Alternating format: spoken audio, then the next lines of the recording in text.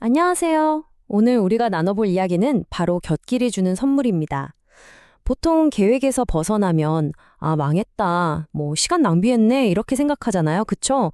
근데 만약에 그 길 위에 진짜 보물이 숨겨져 있다면 어떨까요? 그 예상 밖의 선물에 대한 이야기를 지금부터 시작하겠습니다. 기획 아이디어는 가끔 지뢰처럼 터져 나온다.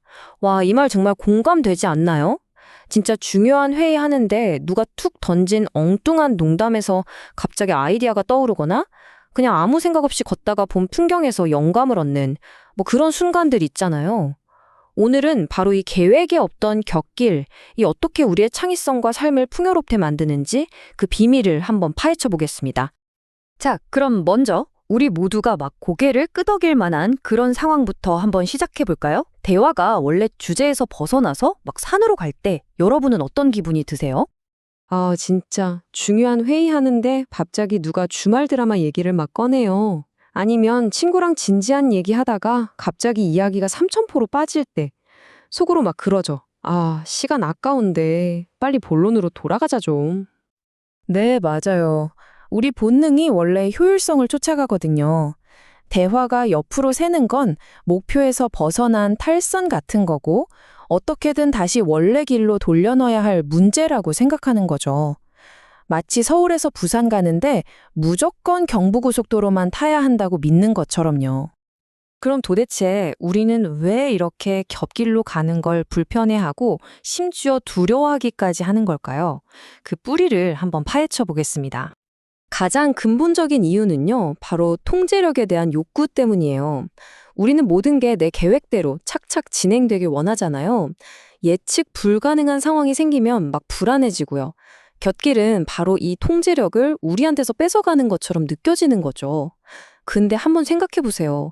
우리가 그렇게 집착하는 그 예측 가능한 결과라는 안전지대가 어쩌면 진짜 놀라운 발견이랑 창의성의 기회를 막고 있는 벽일 수도 있다는 거예요. 자, 이제부터는 이야기의 방향을 완전히 한번 틀어보겠습니다.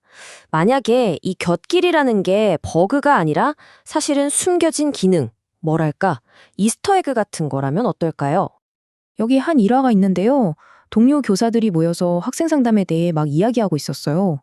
그런데 한 선생님이 갑자기 자기 어릴 적 힘들었던 얘기를 꺼내는 거예요. 처음엔 다들 갑자기 이 얘기를 왜 하지? 하면서 좀 당황했겠죠? 그런데 그 곁길로 샌 것 같았던 개인적인 이야기 속에서 동료들은 정말 놀라운 걸 깨닫게 돼요. 바로 그 선생님이 학생들한테 보여줬던 그 남다른 공감 능력? 그게 사실은 자신의 아픈 과거 경험에서 나온 거였다는 걸 말이죠. 이게 바로 곁길의 힘입니다. 그날 대화는 그냥 잡담이 아니었어요. 한 사람의 내면을 정말 깊이 이해하게 됐고, 심지어 동료들한테는 나는 학생들을 어떻게 대하고 있나 하고 돌아보게 만든, 뭐랄까, 깨달음의 통로가 됐던 거죠. 이처럼 때로는 본론보다 곁가지에 훨씬 더 중요한 메시지가 숨어 있을 때가 많습니다. 이건 역사적인 발견에서도 마찬가지예요. 보세요. 페니실린은 원래 박테리아 연구하다가 나온 실수였고요. 우리가 맨날 쓰는 이 포스트잇은 강력 접착제를 만들려다 나온 실패적이었잖아요. 심지어 세상을 바꾼 아이폰이나 넷플릭스 같은 혁신도 원래 목표는 다른 데 있었죠. 이 모든 게 뭘 보여주겠어요? 곁길이 때로는 우리가 가려던 본 길보다 훨씬 더 위대한 목적지로 우리를 데려다 준다는 거죠. 상담 경험이 정말 많은 한 목사님의 통찰이 이걸 정확하게 짚어내는데요. 사람들이 진짜 자기 속마음을 꺼내기 전에는 꼭 날씨 얘기나 자녀 얘기 같은 가벼운 이야기부터 시작한다는 거예요. 일종의 마음의 준비 운동을 하는 거죠. 그러니까 곁길은 시간을 버리는 길이 아니라 진짜 진심으로 가는데 꼭 필요한 통로인 셈입니다. 결국 이야기가 곁길로 셀 때 우리는 선택의 기로에 서게 되는 겁니다. 그리고 바로 그 선택이 모든 걸 바꾸게 되죠. 모든 대화 속에서 곁길이라는 갈림길을 만날 때 우리 앞에는 두 가지 선택지가 놓여요. 하나는 익숙하고 안전한 본론으로 싹 돌아가서 예측 가능한 결론에 머무는 것. 또 다른 하나는 좀 불확실하더라도 그 새로운 이야기 속으로 한번 탐험을 떠나보는 거예요. 그럼 예상치 못한 발견의 기쁨을 맛볼 수도 있겠죠? 모든 대화에는 이 두 가지 가능성이 다 숨어 있습니다. 자, 그럼 이제 왜를 넘어서 어떻게 하면 이 곁길이 주는 선물을 더 잘 받아들일 수 있을지 구체적인 방법으로 한번 넘어가 볼게요. 곁길의 선물을 잘 키우는 방법 딱 세 단계가 있습니다. 첫째, 마음에 여백을 좀 만들어 두는 거예요. 일정이 너무 빡빡하면 모든 곁길이 그냥 방해물처럼 느껴지거든요. 둘째, 인내심 있게 듣기입니다.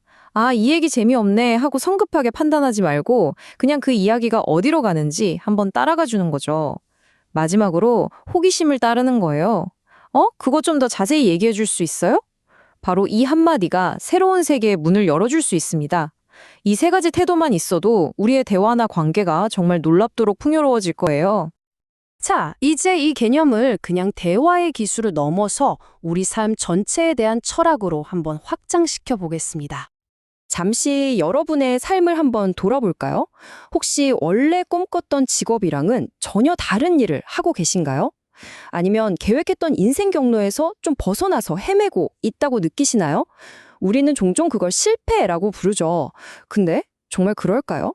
생각해보면 그 예상치 못했던 곁길에서 만났던 사람들, 거기서 배운 교훈들, 바로 그게 지금의 단단한 나를 만든 핵심 재료가 아니었을까요? 이게 바로 삶의 역설인 것 같아요.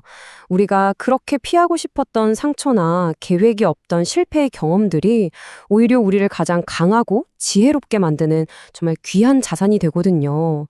인생의 곁길은 절대 시간 낭비가 아닙니다. 그건 나 자신을 완성해가는 꼭 필요한 배움의 과정인 거죠.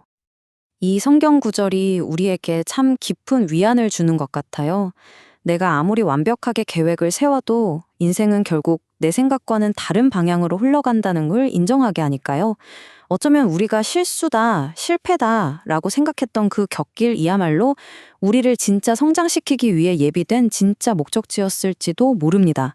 지금 여러분이 서 있는 그 곁길 위에서 혹시 어떤 예상치 못한 선물을 발견하고 계신가요?